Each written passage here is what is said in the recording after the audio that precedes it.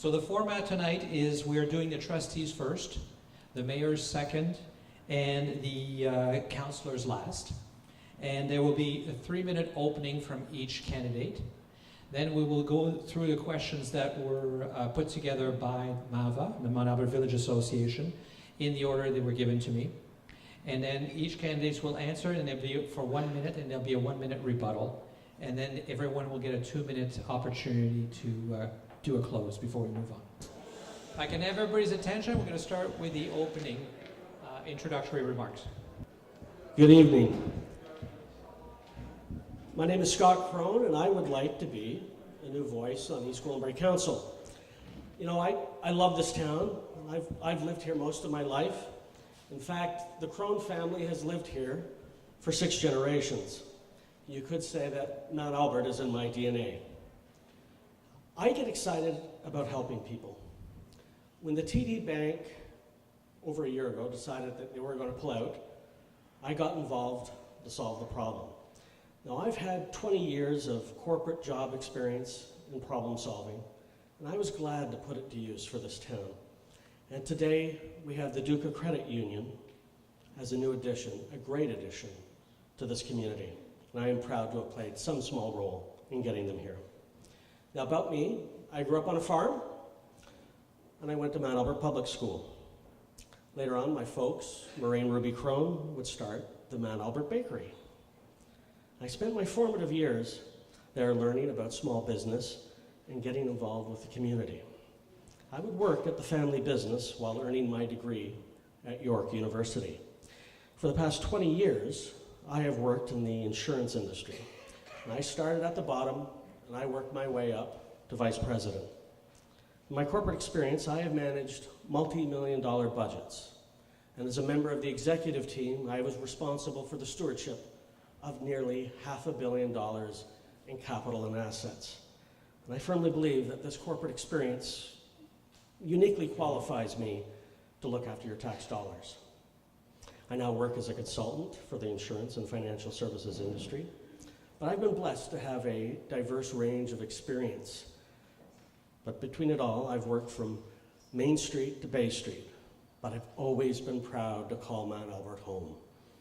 In my spare time, I sit as a volunteer as a board director at the Alzheimer's Society of York Region, and this is an intensely gratifying experience. It's also a personal one because both my parents have been afflicted with Alzheimer's and dementia.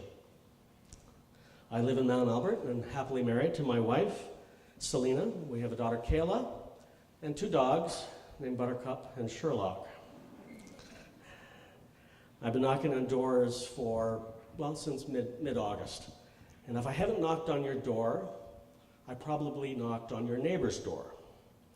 And here are some of the things that you've told me. You've got issues with our municipal water. The price is too high, the pressure is too low, and the quality is inconsistent. And the next council needs to look at that. The speeding on our streets is out of control. We need more police, and we need to implement traffic calming techniques. And everybody, and I mean everybody, has an opinion on the traffic lights. And I've heard your concerns about maintaining the small town feel that we have. East Gwillimbury is one of the best towns in the country to live in, and I think we can make it better. I firmly believe that our best days are ahead of us. I look forward to answering your questions. Thank you. Good evening, neighbors and friends. This evening I intend to speak with you about the incredible importance of the decision you will be making when choosing the 2 new representatives for Ward 3. With the change to the ward system, you have a golden opportunity to make a fresh start on town council for Mount Albert in the rural area. So who should these 2 individuals be? They should be people who have already demonstrated their caring for the local community through dedicated volunteer work and involvement with decision-making on projects. I am one of those people. Currently, I serve as a director on the Mount Albert Village Association, working hard specifically on the Revitalization Committee to beautify the downtown core of Main and Center Streets and attract more business. Also, as a board member on the East Gwillimbury Public Library, I am participating in the decisions regarding the development of the new library as part of the Health and Active Living Plaza coming to Queensville, which will include a much-needed aquatic center, gym, daycare, and library. I am very interested in improving facilities in Mount Albert for youth, seniors, and families. As a member of the East Gwillimbury Chamber of Commerce, as well as the Businesswomen's Network of York Region, I know the challenges of small business ownership. I've personally seen the significant needs of our seniors with my home support for seniors business. Seniors need better access to medical care and, crucially, long-term beds. For 18 years, I've also worked as a self-employed professional art appraiser. I have the experience and skills required to run a successful business and balance a budget. Being self-employed, I know how hard I have to work for every single dollar, and I respect you as taxpayers for how hard you work. To our members of the rural community, please be assured that you are not forgotten. I have had many meaningful conversations about your needs, such as improving internet services, safety on roads and of the water supply, zoning concerns, and supporting farmers who are the heart of our rural area. Thank you in particular to my friends up in the North Union community on Bogue Road who have shared their perspectives with me. I pride myself on professional and friendly interactions with everyone, and I intend to work effectively with the mayor as well as any other candidates from the other wards who win a seat on town council. I have no doubt that all 4 of us candidates here before you tonight care about the community. So what sets me apart? I have a vision for Mount Albert. First, meeting the needs of seniors by building more long-term care beds and affordable housing. Second, meeting the needs of youth by improving and expanding facilities and community centers to give them a safe place to learn, exercise, and have fun. And third, meeting the safety needs of our community on the roads and in our homes while preserving our rural environment. I promise to fight for you to make the voice of Ward 3 heard on Town Council. I invite you to be part of my vision by investing your vote in me, Susan Leahy, for principled, responsive leadership. Leadership shouldn't be a popularity contest just about winning an election. Leadership is truly about being a long-term thinker and building for future generations. Thank you. Good evening, and thank you all for coming out tonight. The fall of 2000, I stood before many of you asking for your support. And today, 18 years later, I am doing exactly the same thing. My commitment then to you, the residents, and many of you who have become friends, is exactly the same. We must continue to preserve and celebrate nature's beauty in our community. Preserve our rich history that connects us to a proud past. It is our heritage, our future, and that of our children and our grandchildren.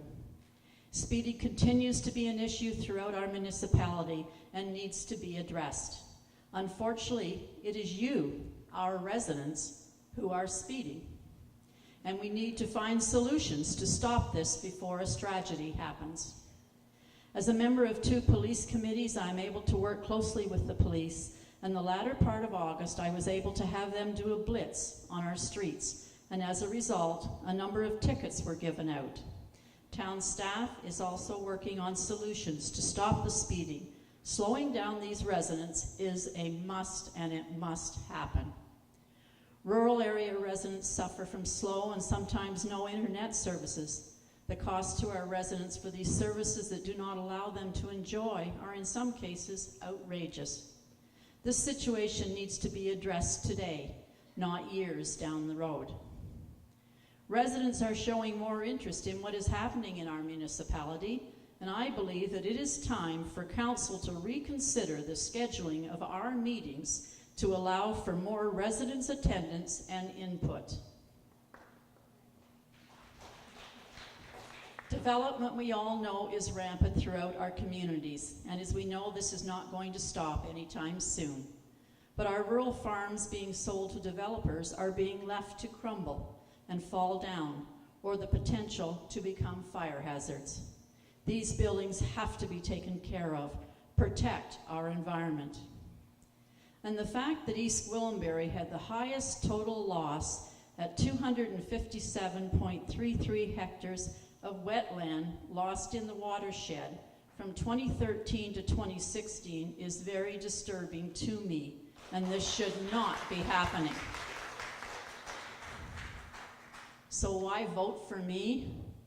I have 18 years municipal experience, and I understand that being a councillor means it's much more than attending council meetings. It's about understanding and being an active member in the community that you love, and one I have lived in, grown up in, and seen many changes over time. It's no secret that I've always been passionate about the people in East Gwillimbury. I look forward to representing you once again with your help, because we live here, we play here, and many of our residents work here, and our hearts are certainly here in Ward 3. Because I listen, I care, and because I care, I take action. Oh, how I love this town. I see friends, I see neighbors, I see business people, I see people I've met tonight and through the town. You are what makes this town. We moved to this town for a sense of community. We've moved to this town for whatever the reasons are you did, either affordability for your housing, either the tax bases in which it was, to watch your children grow, to have the small community in which we availed ourselves to. We call it home. It doesn't matter where we go. And because of you, it's what we are today. We're on a huge change here in East Gwillimbury. Yes, the development's going to take care over in Ward 2 and Ward 1, but Ward 3 is very unique. Yes, we do have some development, and we have to be very smart about it. A lot of people say no more development, some people say more. The ones who say no, we have to be careful because we'll lose the money in the coffers. For those who say more, we have to be really considerate about, as is brought up before, about the wetlands and everything else that could be brought in forth with the development. So we have to be smart about it. And that light at the top of the hill is part of the reason why we've got this issue. We also have to take in consideration, going forward, as is brought up, internet and broadband. Broadband is already on the mark, as you can see with the region. Internet is not so much at a municipal level, it's involving region as well as provincial as well as federal. So there's a lot of involvement in here, and as a councillor, I would like to think that we could fight going forward to get that here to our community. Broadband, hopefully the region will back us up to do so.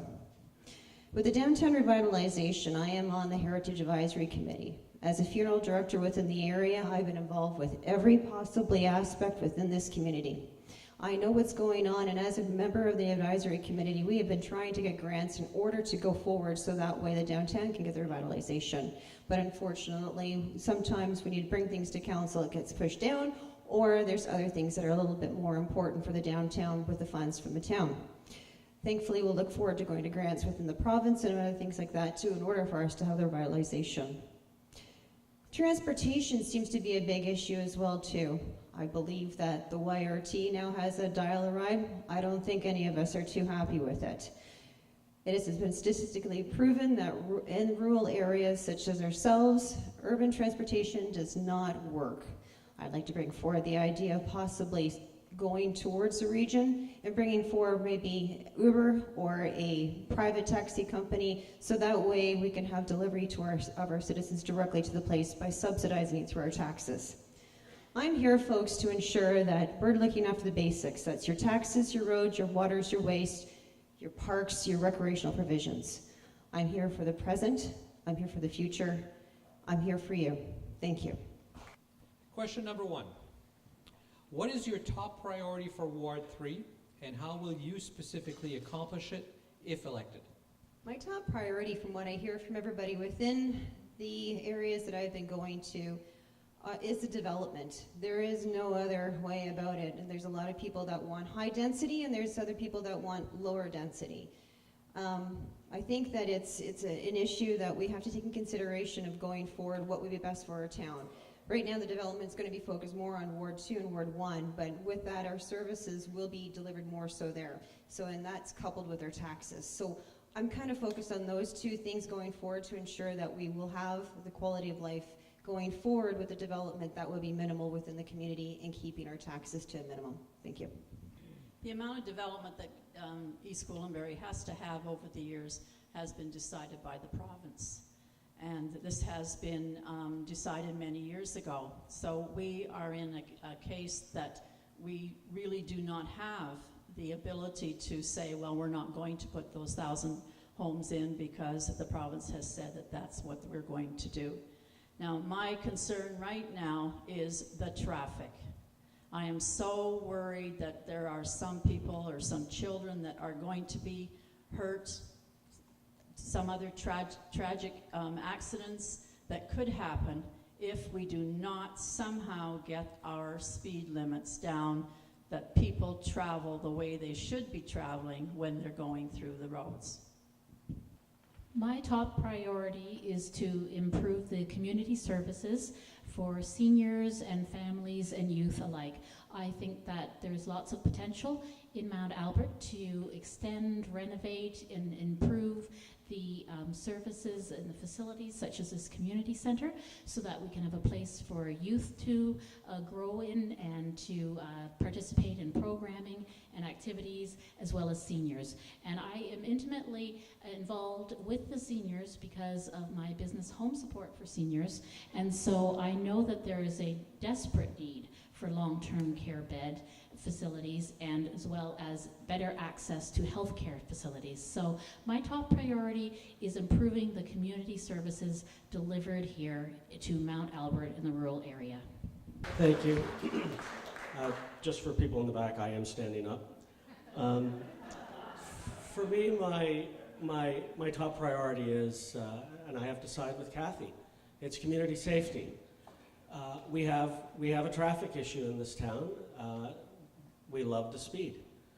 Whether it's King Street, the 9th Line, Mount Albert Road, we've seen them all. I've heard one stat that we have 2 police officers in our town. I can't believe that. We need more police officers on our streets as a deterrent.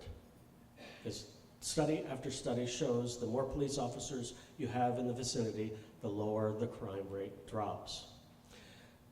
But part of that community safety is we can invoke traffic calming techniques. Not traffic lights, traffic calming. Because we're going to have diversion because of the light onto Burchard, onto Alice. King Street's going to take an uptick. So we have to address that. And that's easy for us to do. And I don't want us to be reacting to this. I want us to be proactive about it before something tragic happens. Thank you.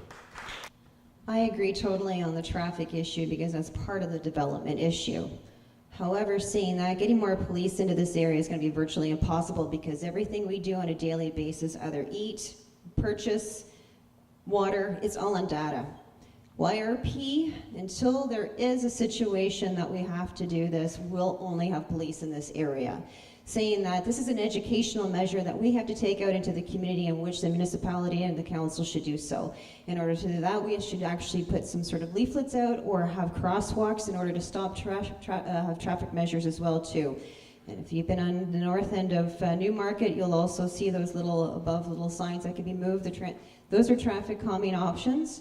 Definitely, maybe even a roundabout that may have to take in consideration, but definitely police are based on data, and this is an educational matter in which we have to take into the community. Thank you.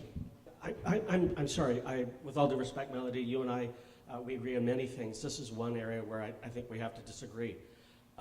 We're growing. We need our fair share of police services. And you know what? We happen to have our mayor, who is the chair of the Police Services Board. We need more police in our community. It's that simple. What specific things have you done for the Ward 3 community over the last 2 years, either as member of council or as a volunteer? And what local volunteer activities are you currently participating in? I thought we were supposed to end this like just after 9 o'clock.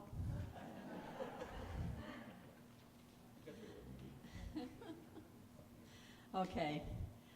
In the last 2 years, I'm a huge volunteer for not only Mount Albert and the outer area, but certainly all of East Gwillimbury.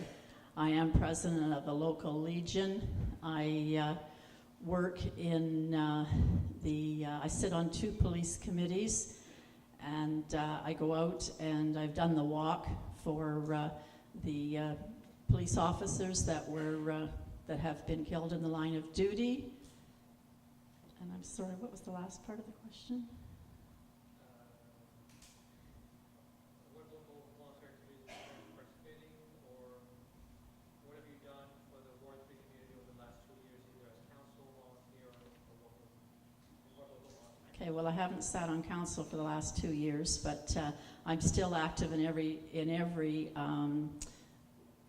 group that I belong to. I've been active in the church, on the different committees that they have up there, and I like to volunteer, and people seem to know that. I sit on the village association, and so I'll just keep going. Over the past 2 years, I have been actively attending town council meetings and open houses. I have been meeting with all of the key stakeholders in the community, including the York Region Police Chief, the Fire Chief, as well as the Deputy Fire Chief, the doctors, and planners in town staff, as well as the CEO of town staff, and developing relationships with them. I am a dedicated volunteer, and I have been in my entire adult life. I'm currently volunteering on the East Gwillimbury Public Library Board, as well as on their fundraising committee, and I've been on the fundraising committee for the Family Place, which meets here at the community center. As well, I participate in the food pantry at our local church, and I'm also actively involved with my children's activities. So thank you very much. Thank you. So I think the question was, what have we been able to do for the ward in the last little while? I can tell you that I successfully lobbied to get the speed limit lowered on the 9th line from 70 to 60 kilometers. It wasn't a big deal, but every little bit helps. I worked effortlessly to get the ward system in place. Mayor Haxton is here, and I think Councillor Roy DiClemente is here. They will attest to how much I have bent their ear over the last few years. I've been fighting hard for the ward system since 2010, so I was gratified to see that it went through and that Mount Albert will finally have a seat again at the council table. Not only one, but two. I volunteer for the Alzheimer's Society of York Region. Any developer that wants to send me a check, I kindly thank them, but I direct it as a charitable donation to the society because I won't accept it. And fourthly, I was involved with this little venture up the road called the Duca Credit Union. I happen to know the former chairman of the board there, and when TD said they were pulling out, I was able to make some calls, worked with the mayor very well, and I'm happy that they are now a great addition to our community. Thank you. Over the last few years, I've been a member of the East Gwillimbury Heritage Advisory Committee, which has been involved with everything right from one side of East Gwillimbury to the other. East Gwillimbury is the most important part and integral part of Canada. Samuel Lount walked from Holland Landing down to the front. We should be really respectful of the national building of the temple in Sharon, because it's important for our country to realize how unique of a building it is. So the Heritage Advisory Committee does a lot within this area. Over the last 2 years, well, I've helped out Kathy at Sports Day. I've also done the Terry Fox Run. I've also been a member of the East Gwillimbury Chamber of Commerce. I've also been to prayer breakfasts, Big Brothers Bowling, and chats. So I try to get involved as much as I can. Ask my kids. I'm never really home because I'm always doing something. My parents are here too. They've instilled in me in the civic duty in which you should be involved in order to be able to see what you can see what in your community is involved to be a part of. Thank you. Question number 3. And we'll start with you, Susan, on this one. What will you specifically do, other than study the problem, to get affordable and reliable high-speed internet for residents outside the high-density subdivisions and in rural areas of Ward 3? Well, I believe that Mayor Haxton has given us a very accurate update on the development of internet broadband services coming to the areas. However, I feel that there is lots of room for future town councillors to be more aggressive in their requests, shall we say, of future development in the area. And there should be initiatives taken to persuade these large internet providers, because they're facing a challenge in terms of finances. All taxpayers, whether they're in the rural areas or the town, deserve to have access to the internet. This is for reasons so that they can work at home, so that businesses can operate in the area effectively, and so we need to get creative in finding solutions to persuade the major internet providers to provide that accessibility to all of the residents of Ward 3. I love this question because it's so personal to me. I live in the sticks, and so I know what it's like to have really bad internet. I had a hotspot hub that I signed up from the library. I signed up for it in May. I got it just a couple of weeks ago. It tells you how long the waiting list is. Having to give it back, I now know what a heroin addict must feel like when they have to give it up. It was horrible. But we need to do things. We've got leverage as a town. When new subdivisions are being built, we get them to put in conduit. But it's in between those subdivisions and the vast rural part of our ward that we need to put pressure on them to run cables to that section of the rural area. It's not hard to do. It's not that expensive. We have third world internet now. It's in the rural part of our ward. Some people don't even have dial-up. It's horrid. This is akin to 100 years ago not having running water or electricity.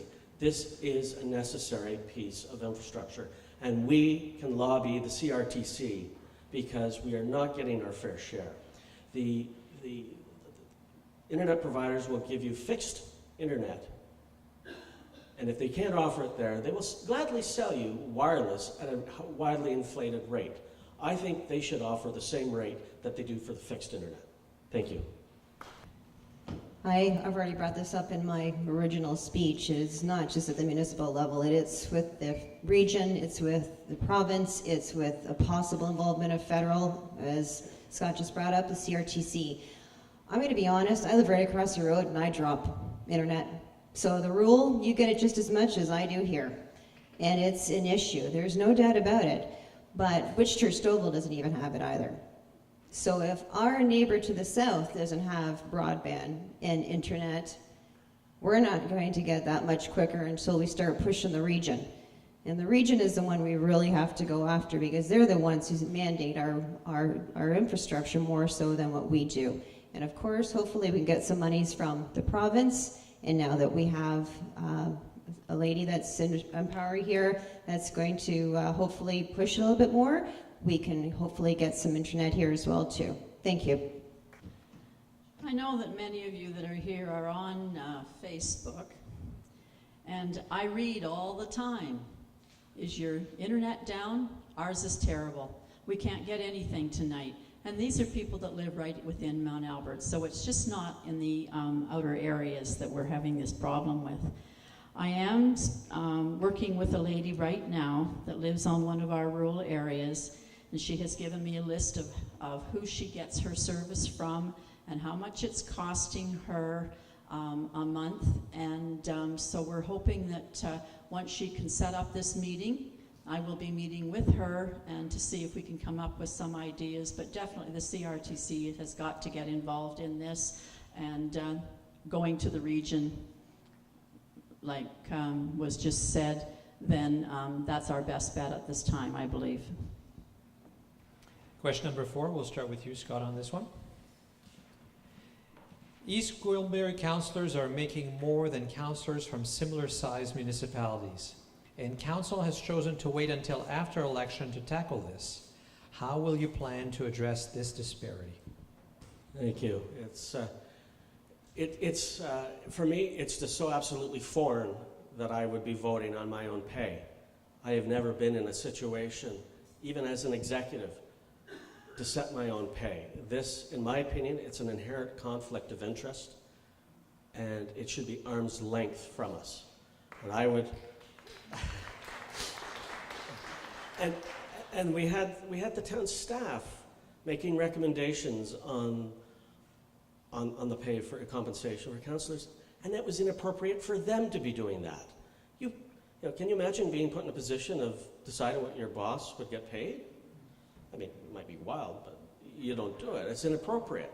So I would recommend we have an impartial third party that looks at it. They have expertise in the area, make recommendations.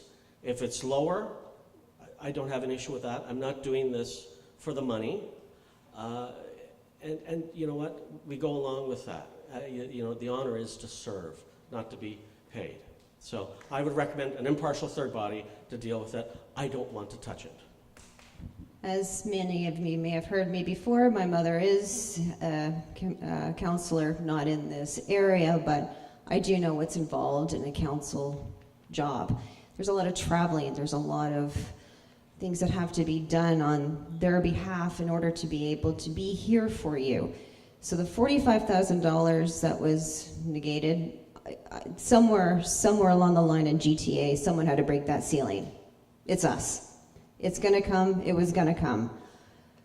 I do think there should be some provisions within it, as there should be a cap. There should be some sort of provisions with what should be brought back in to be if you submit any vouchers or any receipts.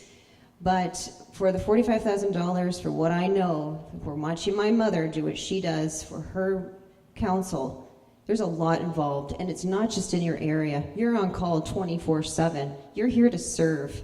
And I believe that having an extra body take a look at things will just be an extra tax, an extra money that we don't need to spend. Thank you. First off, I agree with Scott when he said that it's a huge conflict of interest. And secondly, I do know that councils now do not have the amount of committees that we had when I was on council originally. I voted against a raise back in 2003, and I'm not exactly sure how many hours that council put in now, but it is a part-time job, and I do not believe that it's worth the $45,000 that they're being paid now. Thank you. I would put an immediate hold on the discussion of the salary issues while the new councillors settle into their job. I agree that it is a conflict of interest, and I agree that an impartial third body should be determining our salaries, not ourselves. However, I do not believe that we should be paying consultants to determine what the salaries are. And there is another aspect that should be considered that goes along with salaries, and that is the fact of the effort and the time and the energy from seriously committed town councillors. This is not a hobby. This is a job that has very serious responsibilities and impacts people's lives, the decisions that we make, and we need to be transparent and accountable for those decisions. So I think other changes, if we're going to look at salary, should also be considered, including having meetings in the evenings so that we can attract the best people to serve on town council. Thank you. What is your position on retail marijuana stores opening in Mount Albert? As you know, October 17th is a big day, and as far as I'm concerned, it should go towards the provincial government.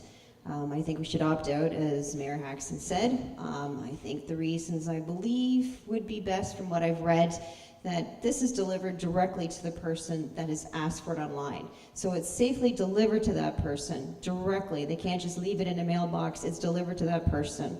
All funds that are brought back from the sale of the resale, or from the sale of the marijuana within the province, goes towards funding to help younger children in education-wise with regards to the use of marijuana.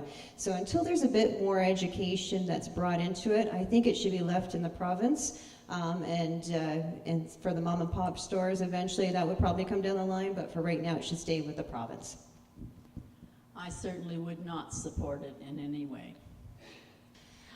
Last September, I attended a police services board meeting in which the focus was entirely on the impact of the cannabis legislation that is coming so soon.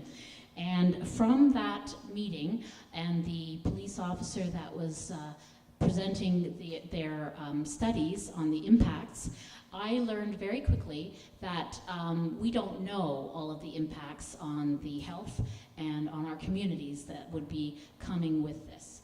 And we may not know until 5 or 10 years down the road what the true impact will be. And I would opt out. I am against the inclusion of retail outlets in East Gwillimbury and Ward 3 specifically. And that's pretty much it in terms of that issue. I think it's a very divisive one, but it's a very clear one in my mind. That it's not what's the right thing for our community. So the last council was unanimous in their vote to reject dispensaries in East Gwillimbury. I see no reason to waver from that. You know, the law enforcement is telling us that they're not ready. They have serious concerns about it. I think we need to take good advice from law enforcement, so I support that. But also you can, if we let other communities go ahead with this, we can learn some best practices from them on how to best deal with it, because the time will come when we will have it. I would have felt more comfortable had the province decided to stick with just an arm of the LCBO distributing it. But with corner stores, it gives me greater concern about the lack of controls. So we need to be very mindful of that. So again, I do not support dispensaries in East Gwillimbury at this time. I wanted to add that there are very serious implications in terms of the finances that are required to deal with all of the new legislation. There will be the training of police officers, which costs on average, they were telling me, between $14,000 as a minimum to train each officer. The expense of the equipment involved, which has not been proven to be accurate. The costs of adapting all their database systems to deal with the future charges, the implications for bylaw officers in terms of enforcing bylaws and laws, and the confusion between those two areas.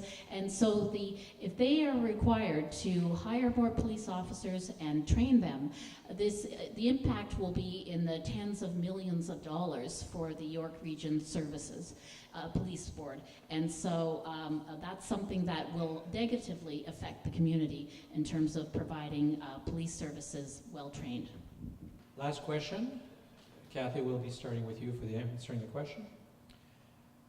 Do you support the revitalization of downtown Mount Albert? If yes, what specific things would you propose to accomplish during the upcoming council term, and how would you fund and accomplish them? Actually, I sat on the original committee that to form the revitalization downtown committee, and did the shopping, the secret shopping in Schaumburg.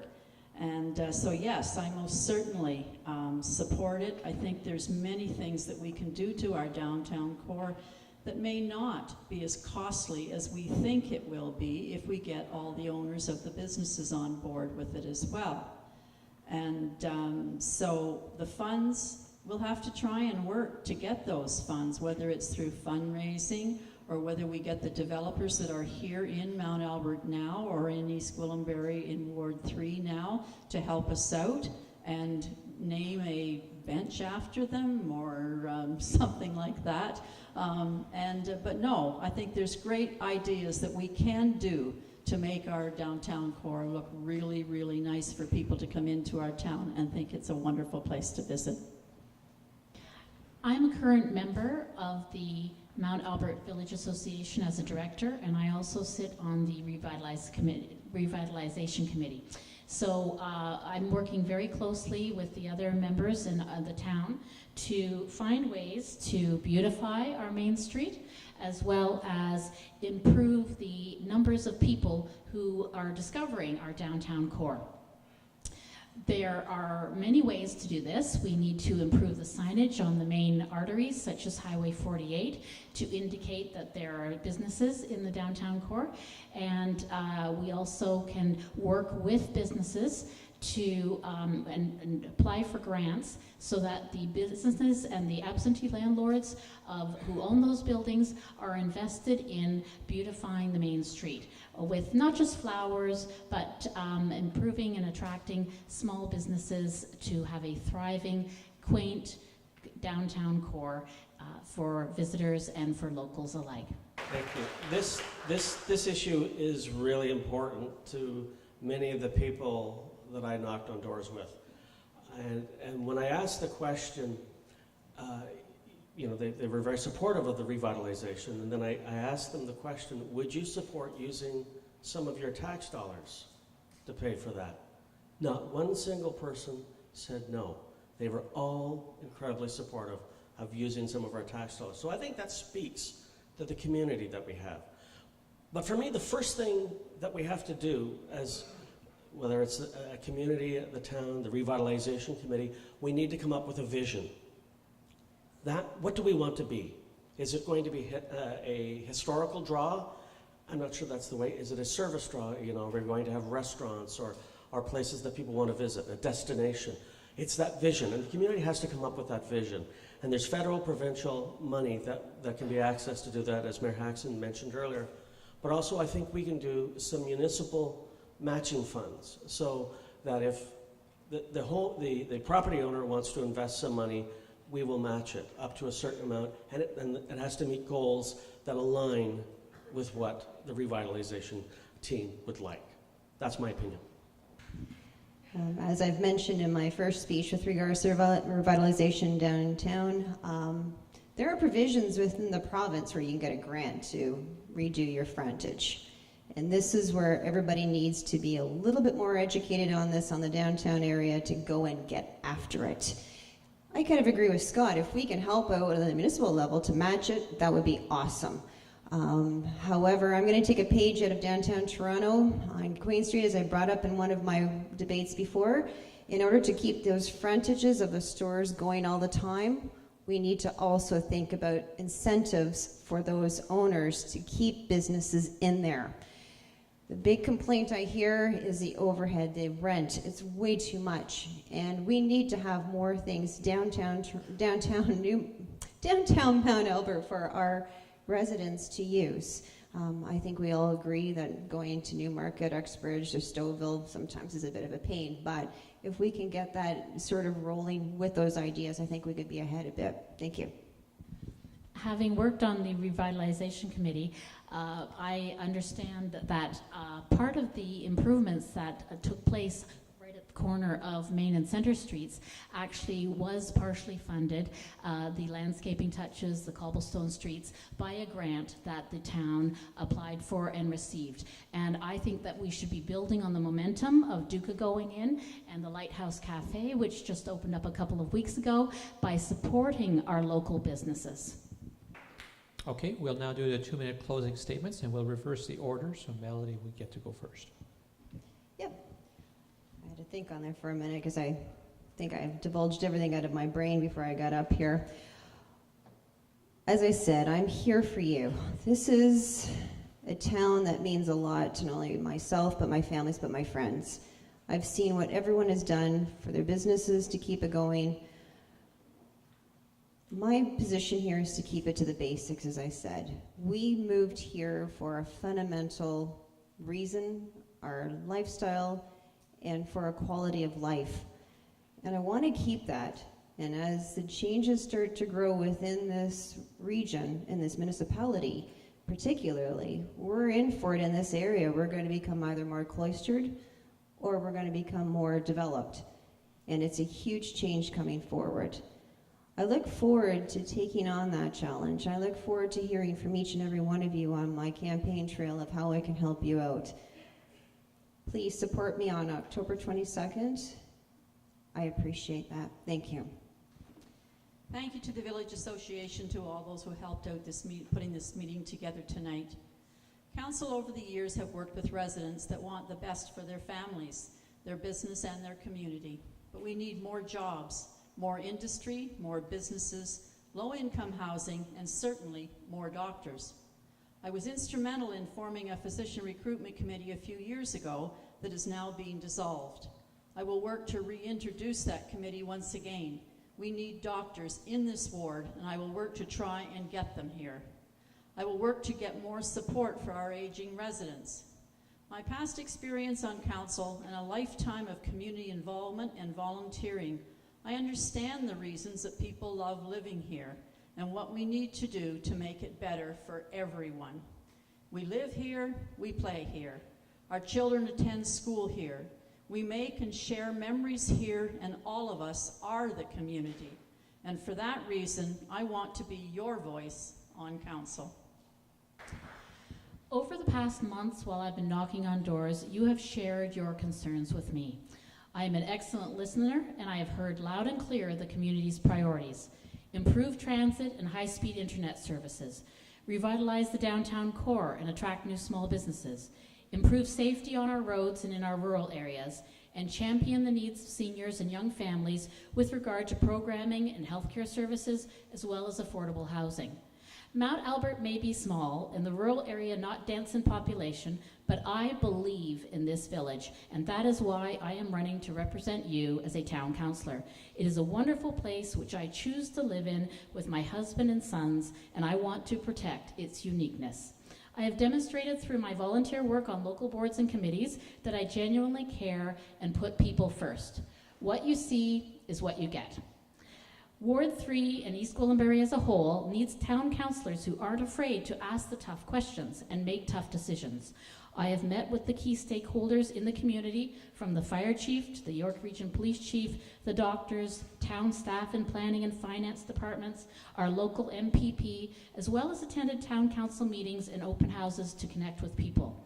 I look forward to making a smooth transition to town council because I have already done the legwork to understand what the job is really about and created relationships with other decision makers. This is important because in order to address some of your concerns, it will be necessary to not only work with the mayor and fellow town councillors, but also with leaders on regional and provincial levels. Never forget this fact. Town councillors work for you, the taxpayer. I do not make promises lightly, but I will make a promise to you of this. I intend to give you 100% effort to fight for the needs of Ward 3 as your new strong voice on town council. I accept that change is inevitable, but believe that the sky is the limit in terms of what we can accomplish together as a community. I invite you to be part of my vision by investing your vote in me, Susan Leahy. Thank you. Thank you for being here tonight and weathering the heat. I'd like to thank the organizers of this event. Events like these rarely happen without the work of great volunteers, so thank you.